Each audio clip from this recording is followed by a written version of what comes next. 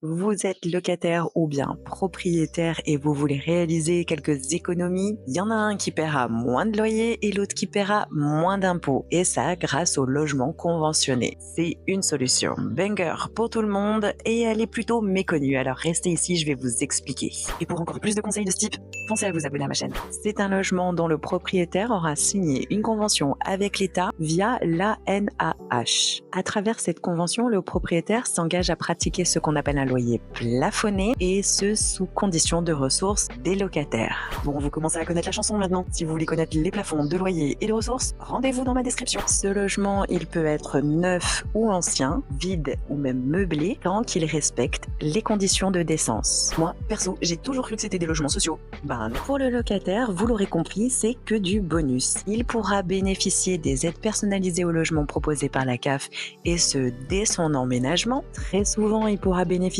d'un loyer inférieur à celui du marché, pouvant aller de -15 à -45% quand même. Et comme il profitera d'un logement encadré par une convention, il y aura moins de risques d'abus. Si vous êtes locataire et que vous voulez savoir si votre logement est bien conventionné, il suffit simplement de demander soit à votre propriétaire ou bailleur, ou alors vous le saurez dès lors que vous demanderez une aide personnalisée au logement auprès de la CAF. Et si vous n'êtes pas en logement conventionné, pas de panique, vous pouvez quand même demander des aides au logement.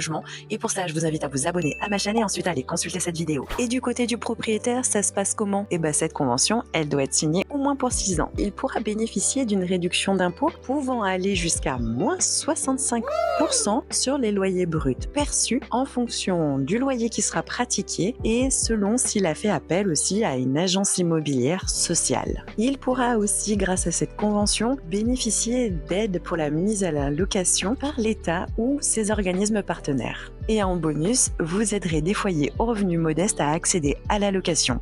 C'est ce qu'on peut appeler un combo gagnant-gagnant. Et je pense que vous commencez à me connaître, j'aime l'idée que chaque partie en tire un avantage. Mais attention, le propriétaire est tenu de respecter les conditions de plafonnement des loyers, de ressources, mais aussi de veiller au bon entretien du logement pour qu'il soit loué dans les meilleures conditions. Et vous, vous connaissiez ce type de logement ou est-ce que vous êtes même déjà passé par là? Dites-le moi en commentaire et comme d'habitude, pensez à vous abonner à ma chaîne, à liker et partager cette vidéo pour aider d'autres personnes, mais surtout si elle vous a été utile.